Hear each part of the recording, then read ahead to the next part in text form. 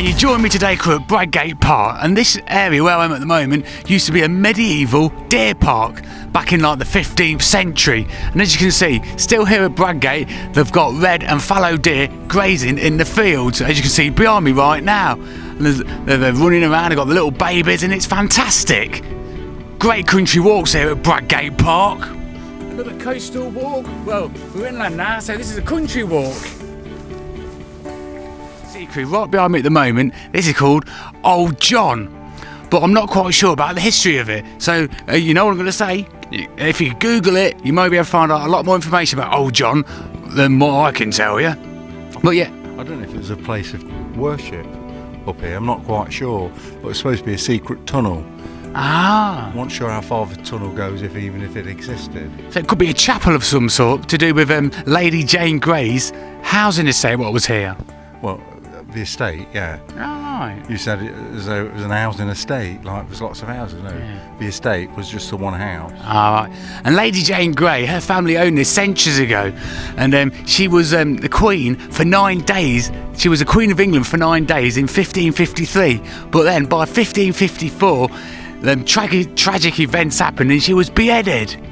Today, this vast area here at BradGate Park extends over 830 acres, and it's full of fascinating history and natural history. Unbelievable place. And there's a big reservoir as well called Cripston Reservoir.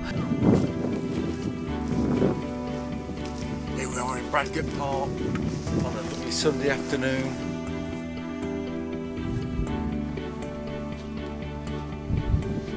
And the population here of animals which surround this fantastic area from years ago, they had lots of wild boar, even wolves were spotted as well, along with red and fallow deer. It's a fantastic place for animals and the wildlife. Brilliant.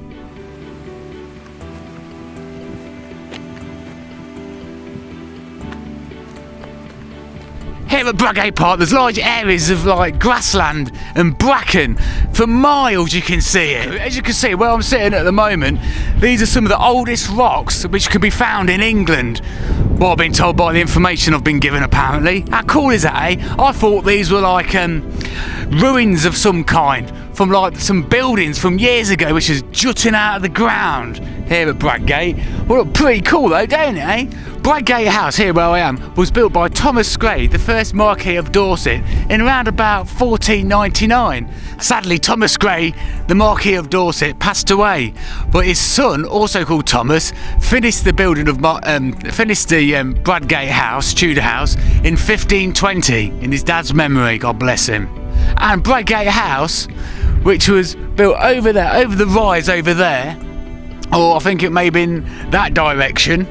It's just ruins now and you can't really see much, but hopefully I may if I can find a photo on Google, there should be a photo just about here somewhere showing you the ruins of it.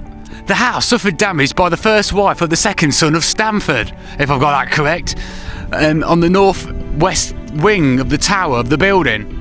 But the fire damage to the tower was all repaired for William III's visit in 1696, so everything all worked out well. Well, thank you very much for tuning in this week to the Pirate Steve Show's History Channel here live at BradGate Park in Leicestershire with me, Pirate Steve, and Cowboy George. So you don't have to go miles and miles away. This is on your doorstep if you live in Leicestershire. It's not very far, probably 25-30 minutes from our house, and what a fantastic place to visit.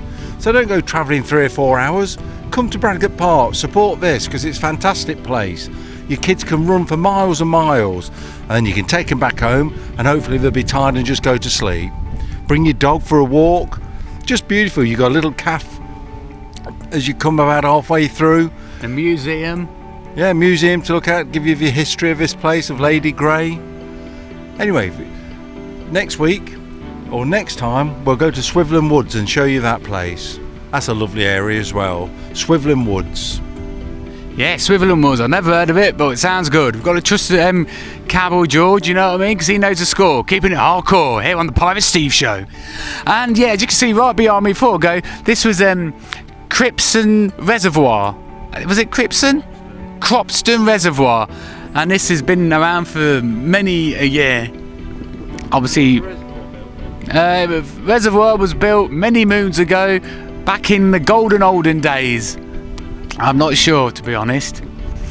But yeah, hope you've enjoyed this history lesson with me, Pirate Steve and Cowboy George. I know you can probably find a lot more information out on Google, but you know what these videos are like we do, all for entertainment purposes and good educational fun.